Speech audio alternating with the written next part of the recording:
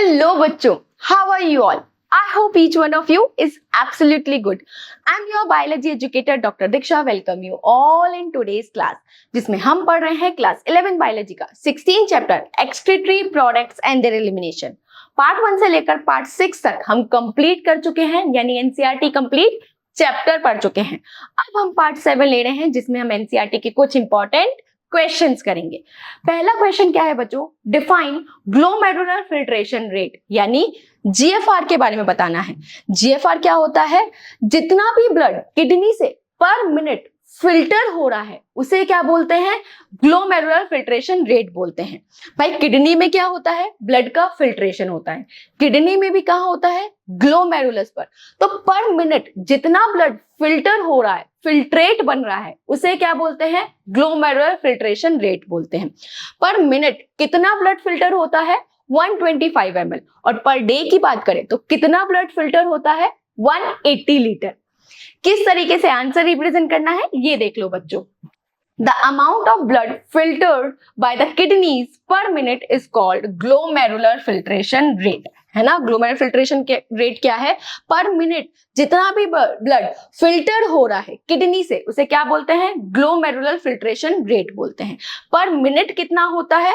125 ml। और per day की बात करें तो कितना होता है? 180 लीटर। ग्लोमेरुलस क्या है? Cluster of capillaries. जब जो आपकी कैपिलरीज हैं वो क्या बना देती हैं? क्लस्टर बना देती है, तो उसे क्या बोलते हैं? ग्लोमेरुलस। पर डे कितना बनता है फिल्ट्रेट? 180 लीटर। पर मिनट कितना बनता है? 125 ml। Clear clear clear. Next question देखते हैं। Explain the auto regulatory mechanism of GFR. देखो जीएफआर क्या है? Glomerular filtration rate. इसको रेगुलेट करने के लिए किडनी के अंदर ही मैकेनिज्म होता है। वो मैकेनिज्म कौन सा होता है? Juxta glomerular apparatus। किस तरीके से जीएफआर रेगुलेट होता है ये देख लो बच्चों। The mechanism adopted by the kidneys to regulate the rate of filtrate। वो मैकेनिज्म कौन सा है? Juxta glomerular apparatus। अभी जस्टा ग्लोमेरुलर apparatus क्या है? ये सेंसिटिव रीजन होता है जिसमें सेल्स मॉडिफाई हो जाती हैं। कौन सी सेल्स? डिस्टल कॉन्वोल्यूट ट्यूब्यूल और एफेरेंट आर्टरियोल की जो सेल्स हैं, जहां पे कनेक्ट होती है ना, वहां पे कुछ सेल्स मॉडिफाई हो जाती हैं और क्या बना देती हैं? Juxta glomerular apparatus। ये जेजी सेल्स जैसे ही आपका ग्लोमेरुलर फिल्ट्रेशन रेट डिक्रीज होता है, कम होता है, मान लो किसी कंडीशन में ग्लोमेरुलर फिल्ट्रेशन रेट कम हो गया, तो ये जेजी सेल्स एक्टिवेट हो जाती हैं और क्या रिलीज करती हैं? रेनिन। ये रेनिन क्या करता है? डिस्टल पार्ट से आपका वाटर का रीएब्जॉर्प्शन बढ़ाता है। वाटर का रीएब्जॉर्प्शन बढ़ेगा तो ब्लड का फ्लो बढ़ जाएगा, ब्लड का फ्लो बढ़ेगा तो जीएफआर वापस नॉर्मल हो जाता है। इसी वजह से बोला है the rate of blood supply and ultra filtration is increase as per the needs of body by juxta glomerular apparatus। तो इसी वजह से कैसा है? ये सेल्फ रेगुलेशन है। सेल्फ रेगुलेटरी है ना मैकेनिज्म। भाई किडनी खुद ही अपने जीएफआर को रेगुलेट कर रही है। क्लियर। नेक्स्ट क्वेश्चन देखते हैं बच्चों। Indicate whether the following statements are true और फॉल्स। हमें ये स्टेटमेंट्स बताने हैं ट्रू है या फॉल्स है। पहला स्टेटमेंट क्या है बच्चों? Maturation is carried out by a reflex. Maturation क्या है? यूरिन रिलीज करने की प्रोसेस, और ये एक न्यूरल मैकेनिज्म से कंट्रोल रहती है, जिसे क्या बोलते हैं? मैच्योरेशन रिफ्लेक्स बोलते हैं। तो स्टेटमेंट इज ट्रू। ट्रू हो गया ना? ट्रू है ना भाई। मैच्योरेशन क्या है? यूरिन रिलीज करने की प्रोसेस, और एक ही न्यूरल मैकेनिज्म से कंट्रोल रहती है, जिसे क्या बोलते हैं? मैच्योरेशन रिफ्लेक्स बोलते हैं। नेक्स्ट स्टेटमेंट देखते हैं बच्चों। ADH helps in water elimination making the urine hypotonic. देखो एडीएच क्या है? एंटी डायूरेटिक हार्मोन, जो कि क्या करता है? वाटर का रीएब्जॉर्प्शन कराता है, ताकि यूरिन कैसा प्रोड्यूस हो? कैसा प्रोड्यूस हो? कंसंट्रेटेड, यानी हाइपरटोनिक, नॉट हाइपोटोनिक। वाटर का रीएब्जॉर्प्शन कराएगा तो यूरिन कैसा होगा? कंसंट्रेटेड, हाइपरटोनिक, है ना। तो statement is false. Clear. Next statement क्या है? Protein free fluid is filtered from blood plasma into Bowman's capsule. हाँ, प्रोटीन फ्री ही रहता है। जितना भी ब्लड किडनी के पास फिल्टर होने के लिए आता है, उसमें से लार्ज प्रोटीन और आपके जितने भी ब्लड सेल्स हैं वो वहीं ब्लड में पीछे रह जाते हैं। प्रोटीन फ्री फ्लूइड ही कहाँ आता है? किडनी में आता है फॉर फिल्ट्रेशन। तो statement is true. Clear. Next statement क्या है? Henle's loop plays an important role in concentrating the urine. हाँ, हेनलेज लूप में क्या होता है, काउंटर करंट मैकेनिज्म होता है, जिससे यूरिन जो प्रोड्यूस होता है वो कैसा होता है, कंसंट्रेटेड होता है। तो statement is true. Next statement क्या है, glucose is actively reabsorb in the proximal कॉन्ट्रिब्यूल। हाँ, पीसीटी में क्या होता है, जितने भी न्यूट्रिएंट्स हैं वो रीअब्सॉर्ब हो जाते हैं और ग्लूकोज आपका क्या है, न्यूट्रिएंट के अंदर आता है। तो ये स्टेटमेंट क्या है, ट्रू है। नेक्स्ट क्वेश्चन देखते हैं बच्चों, give a brief account of the counter current mechanism. Counter current mechanism क्या है बच्चों, कहां पे होता है, वासा-राइटा और हेनलेज लूप में होता है। किस तरीके से आंसर रिप्रेजेंट करना है ये देख लो बच्चों। काउंटर करंट क्या है, the flow of filtrate in the two limbs of Henle's loop and vasa recta is in opposite direction। दोनों में ही अपोजिट डायरेक्शन में होता है ना। ये बात करें, Henle's loop है जिसमें फ्लो ऑफ फिल्ट्रेट अलग डायरेक्शन में है, ये वाटर के लिए परमेबल होती है, ये NaCl के लिए परमेबल है, ठीक है।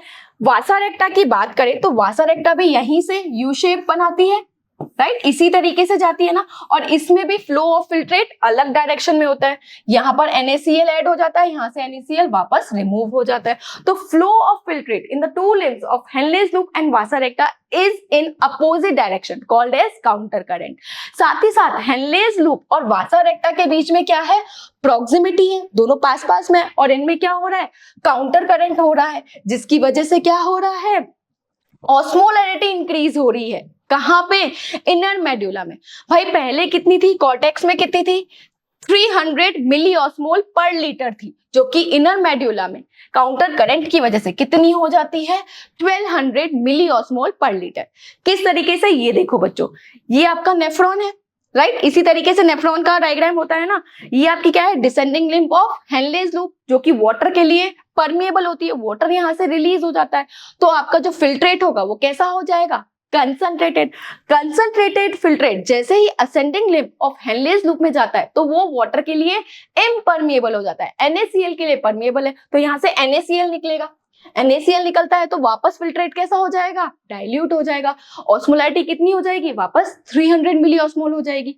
भाई डिसेंडिंग लिम्ब क्या है, वाटर के लिए परमेबल है, वाटर रिलीज होगा, वाटर यहाँ से रीएब्सॉर्ब होगा, तो फिल्ट्रेट कैसा हो जाएगा, कंसंट्रेटेड। ऑस्मोलैरिटी कितनी हो जाती है, 1200 मिली ऑस्मोल पर लीटर। जैसे ही वापस ही ascending limb of Henle's loop में जाएगा तो वो वाटर के लिए इम्परमेबल है, NaCl के लिए परमेबल होता है। NaCl यहाँ से रीएब्सॉर्ब होगा तो फिल्ट्रेट वापस कैसा हो जाएगा, डाइल्यूट, ऑस्मोलैरिटी डिक्रीज हो जाती है 300।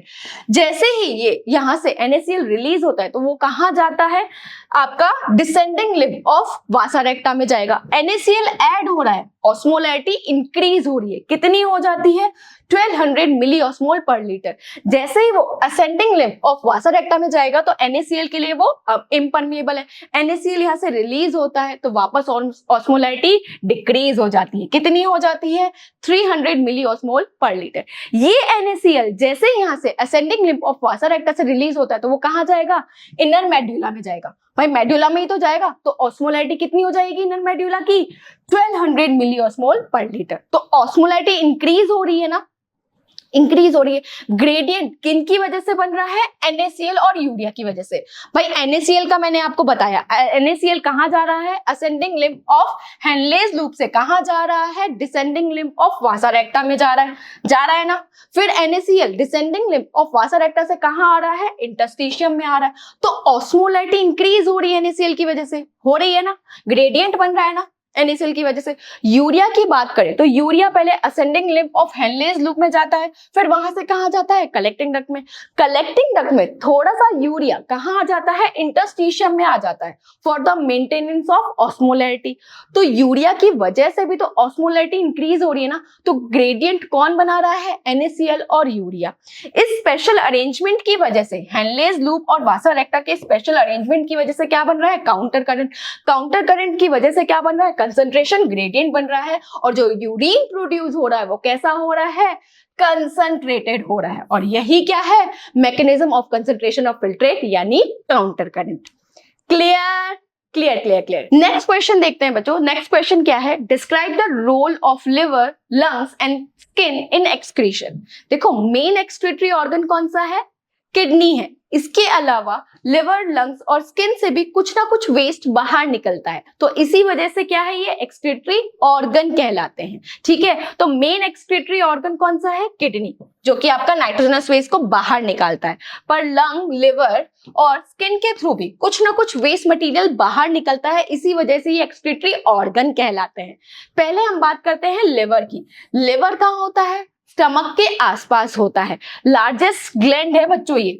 लिवर क्या है, लार्जेस्ट ग्लैंड है, जो कि क्या बनाती है, बाइल बनाती है।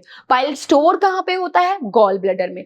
बाइल के साथ साथ ये थोड़े बहुत अमाउंट में bilirubin, biliverdin, cholesterol, steroid hormone, vitamin और ड्रग को रिलीज कर देती है। किसके साथ, डाइजेस्टिव वेस्ट के साथ।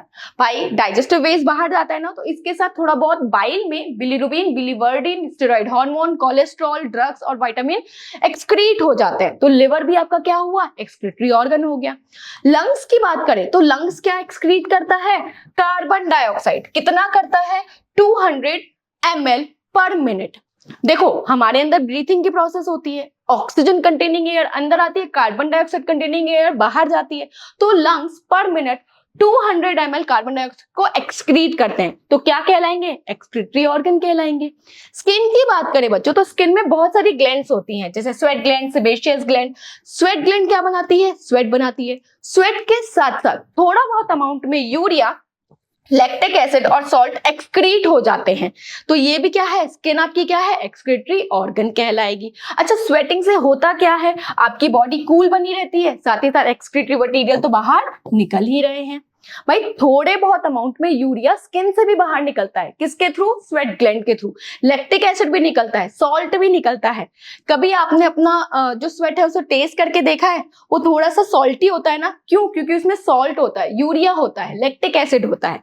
सेबेशियस ग्लैंड की बात करें तो सेबेशियस ग्लैंड से थोड़े बहुत अमाउंट में स्टेरॉल, हाइड्रोकार्बन, वैक्स निकलता है, किसके साथ, सीबम के साथ। सेबेशियस ग्लैंड क्या बनाती है, सीबम बनाती है। इस सीबम के साथ थोड़े बहुत अमाउंट में स्टेरॉल, हाइड्रोकार्बन और वैक्स भी बॉडी से बाहर निकलता है, जिससे जो आपकी स्किन बनती है वो ऑयली प्रोटेक्टिव लेयर बन जाती है।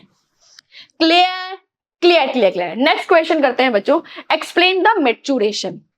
मेच्योरेशन क्या है, यूरिन रिलीज करने की प्रोसेस। ठीक है, यूरिन बनता कहाँ है, नेफ्रॉन में।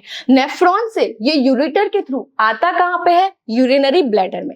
यूरिनरी ब्लैडर में ये स्टोर होता रहता है, जैसे ही बनता रहता है और यूरेटर के थ्रू यूरिनरी ब्लैडर में आता जाता है, स्टोर होता जाता है। जैसे ही यूरिनरी ब्लैडर फुल हो जाता है तो क्या जाता है, सिग्नल जाते हैं सेंट्रल नर्वस सिस्टम के पास कि भाई यूरिनरी ब्लैडर अब फुल हो गया है, अब क्या करें। तब सीएनएस से मोटर मैसेज आता है, तुम एक काम करो, जो आपकी स्मूथ मसल है उनमें कॉन्ट्रैक्शन करा दो और जो स्फिंक्टर है उसको रिलैक्स करा दो, ताकि यूरिन रिलीज हो जाए। और यही प्रोसेस क्या कहलाती है, मेच्योरेशन कहलाती है। किस तरीके से आंसर रिप्रेजेंट करना है ये देख लो बच्चों। Urine form by the nephrons is ultimately carried out to the urinary bladder. Urine बनता कहाँ पे है, नेफ्रॉन में बनता है। कंसंट्रेटेड यूरिन नेफ्रॉन में बनता है, वो यूरेटर के थ्रू कहाँ आता है, यूरिनरी ब्लैडर में, जो कि वहीं पे स्टोर होता रहता है जब तक वो पूरा फुल नहीं हो जाता। जब वो फुल हो जाता है तो स्ट्रेचिंग की वजह से स्ट्रेच रिसेप्टर कहाँ जाएंगे, सीएनएस के पास जाते हैं कि भाई यूरिनरी ब्लैडर अब फुल हो गया है, अब क्या करें। तब सीएनएस से मोटर न्यूरॉन के थ्रू मोटर मैसेज आते हैं और बोलते हैं तुम एक काम करो, स्मूथ मसल को कॉन्ट्रैक्ट करा दो, साथ ही साथ स्फिंक्टर को रिलैक्स करा दो, ताकि यूरिन रिलीज हो जाए। और यही प्रोसेस क्या कहलाती है, मेच्योरेशन कहलाती है। Clear clear clear clear. ये है आज का सेशन जिसमें हमने इंपॉर्टेंट क्वेश्चंस किए। Thank you so much for watching.